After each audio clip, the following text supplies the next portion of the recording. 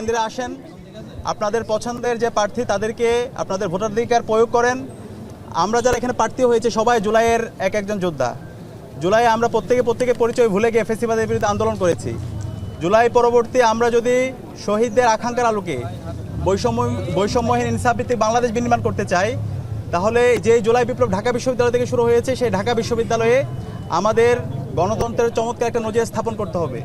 ইতিমধ্যে আমরা ডাকসু নির্বাচন শুরু হওয়ার পর থেকেই আমরা আমাদের সেই নজির দেখিয়েছি।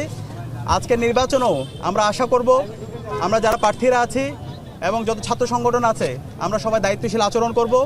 একই সাথে বিশ্ববিদ্যালয় প্রশাসনকেও আমরা বলেছি এই নির্বাচন খুবই গুরুত্বপূর্ণ। সারা দেশের মানুষরা এই নির্বাচনের দিকে তাকিয়ে আছে।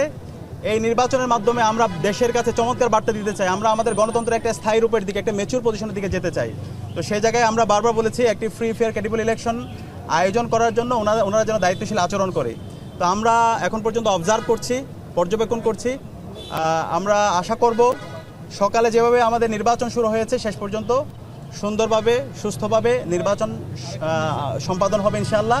এবং সেই জায়গায় আমরা ঐক্যবদ্ধ শিক্ষার্থী জোটে যারা প্রার্থীরা আছি, আমরা ক্যাম্পেইন শুরু করার পর থেকে শিক্ষার্থীদের স্বতঃস্ফূর্ত উচ্ছ্বাস দেখতে পেয়েছি, তাদের রেসপন্স দেখতে পেয়েছি, আমরা তাদের কথাগুলো শুনেছি। আমরা আশা রাখছি ঢাকা বিশ্ববিদ্যালয়ের সচেতন শিক্ষার্থীরা ঐক্যবদ্ধ শিক্ষার্থী জোটের যে নেতৃত্ব, সেই নেতৃত্বের উপর তারা আস্থা রাখবে। এবং আমাদের ঐক্যবদ্ধ শিক্ষার্থী জোটের যে কথা, আমাদের মূল কথা হচ্ছে শিক্ষার্থীদের ভয়েসে আমাদের ভয়েস, শিক্ষার্থীদের আকাঙ্ক্ষা আমাদের আকাঙ্ক্ষা।